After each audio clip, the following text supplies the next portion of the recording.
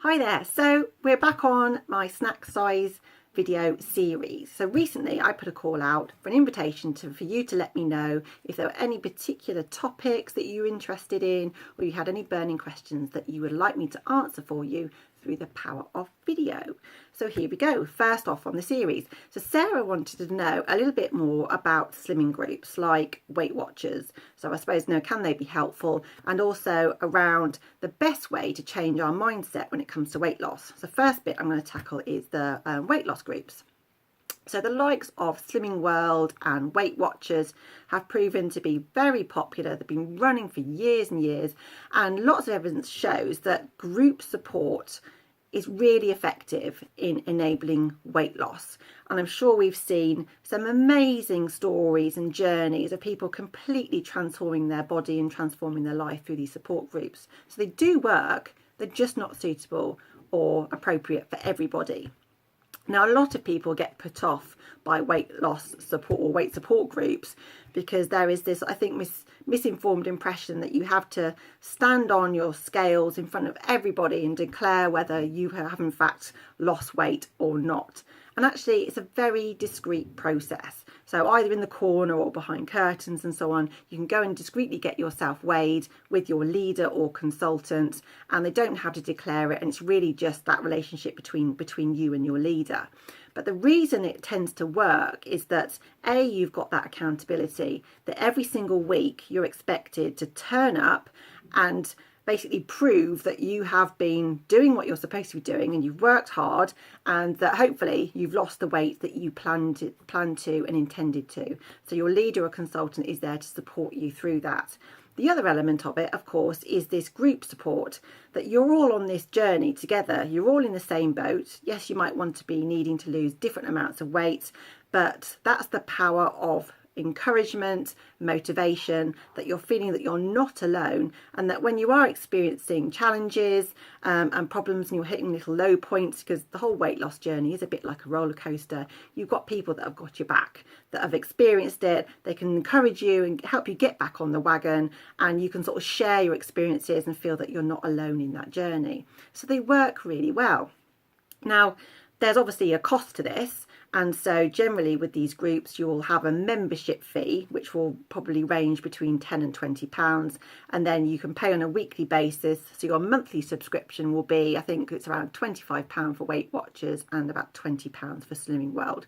Don't quote me on those figures if I'm slightly out. So with that, you get all sorts of literature, and each week there'll be a leader which will sort of explain to you sort of the ins and outs of the diet and point you in the right direction. And there may well be, like with Weight Watchers, they use a smart point system which is supposed to simplify eating to a certain extent. And I guess that's where I have some sort of ideas around whether that works for people. So having a point system can make eating easier, and it sort of signposts quite clearly which foods are, you can eat freely and which foods that you might be needing to limit. I don't know whether there are some sort of pitfalls in that, because it doesn't always take into account all the valuable nutritional components of certain foods.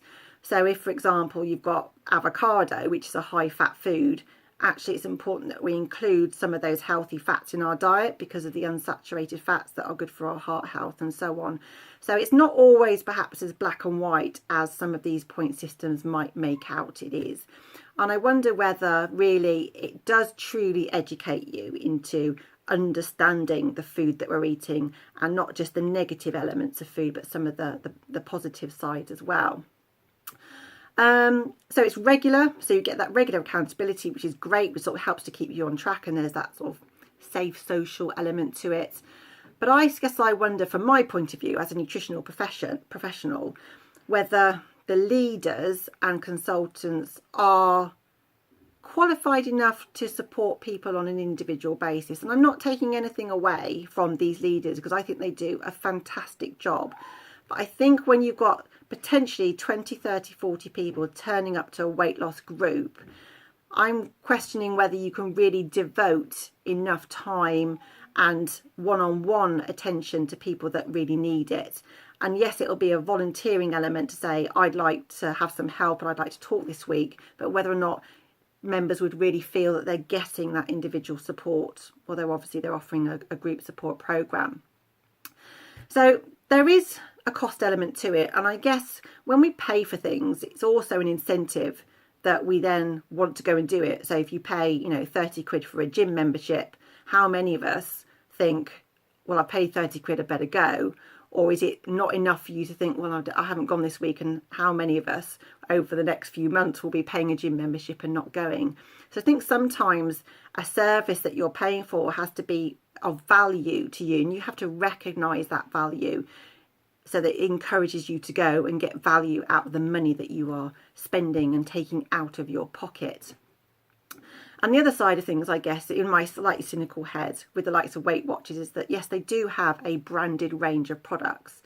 And I feel sometimes that are people being encouraged and diverted to go for those certain foods? So for the Weight Watchers, cakes and biscuits, or savoury products, or the alcohol, for example. And I don't necessarily feel that that is necessary, is that warranted, because the Weight Watchers wine is really just a lower calorie wine because it's of a lower percentage of alcohol. I don't think you have to pay for the name to get that, and I think that's where the lack of education might come into it for me, in terms of really getting an insight into what people need. And so for me, I work with individuals around weight management and weight loss, and for me it's really important to get into what's going up here. So in terms of what's going on in your mindset, that's much more challenging, and I think that needs a lot more one-to-one basis, and particularly with women who might have emotional connections to food.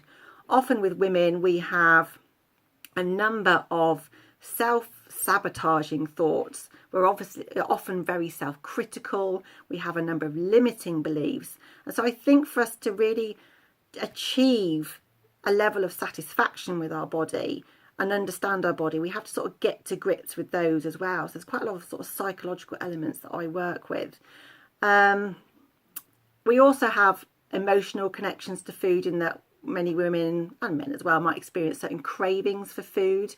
And then there's also the other flip side of the coin, where we might feel we've overindulged and we might feel guilty after having these foods. So shifting that mindset around dieting is very much around understanding our thoughts, whether they be positive or negative, coming to a certain level of acceptance. And so through understanding and acceptance, we're able to deal with those thoughts and emotions, and that's how we can become more in control of them, and then be able to better deal with them and manage those situations where we might be feeling that we're eating more than we should have done, and we've overeating, or we're craving certain foods. So I'll probably talk a little bit more about mindset another time. It's very complex, but actually it's a really important central point to weight management and understanding our health and wellness. So I hope that answered your question a little bit, Sarah. Thank you very much, and I'll see you next time. Bye.